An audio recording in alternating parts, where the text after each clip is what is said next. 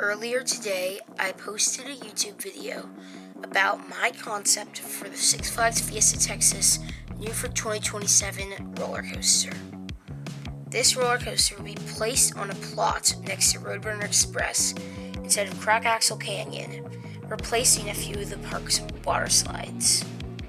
It is built on a hillside with roughly 100 feet of elevation change, and has had some teasers posted on Six Flags Fiesta Texas and Jeffrey Seberg's socials over the past few weeks.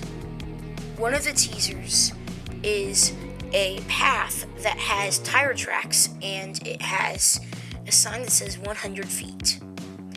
That made me think that the coaster will have 100-foot height. If you have not seen my video with this concept in it, definitely go watch that before coming back to this.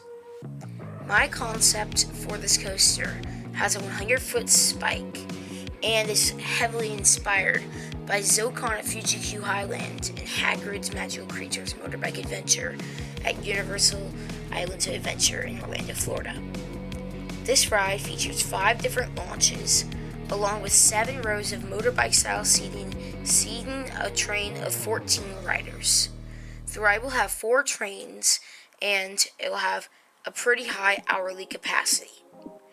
The ride has a lot of different elements, including a max speed of roughly 60 miles an hour and the max height of 100 feet. The ride starts off by turning slightly out of the station and launching up to about 45 miles an hour. You then go through this overbank turn into some S-bends.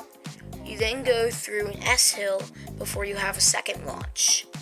You then have another S-hill before you have some more S-bends and then an airtime hill. After this, you go into the third launch, which features an airtime hill. You then have an overbank turn, and then you have some more elements before you have a helix, and then you have some brakes. You will then go underneath the maintenance road for this area, because in a Coaster Studios video recently where they interviewed Jeffrey Seberg, they showed that it might go underneath the road. So this coaster would then go underneath the road through a switch track before going up the 100-foot spike with a bunny hill in it. You will then go backwards through a raised curve and then have a switch track to get you back into place, similar to Zocon. You will then go through another launch back up to around 45 miles an hour, and then drop down through a banked drop, and then reach your max speed of around 60 miles an hour. You will then go through a couple other hills and into the inclined brake run.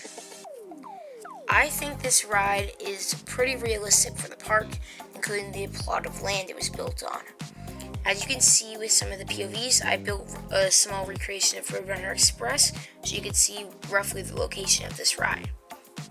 I think it fits the property pretty well, and definitely is a good stepping stone coaster between Roadrunner Express or Pandemonium and Chupacabra and Superman. All in all, I think this ride is a really fun looking coaster, and I hope it gets built. I think a similar ride will get built, but not this exact same layout, based off some of the markings shown. But they haven't announced anything. Make sure you keep an eye out for the announcement, as it is highly rumored to be on May 31st of 2026, when the next blue moon is. Thank you so much for watching this video. Make sure you go watch the other one. Goodbye.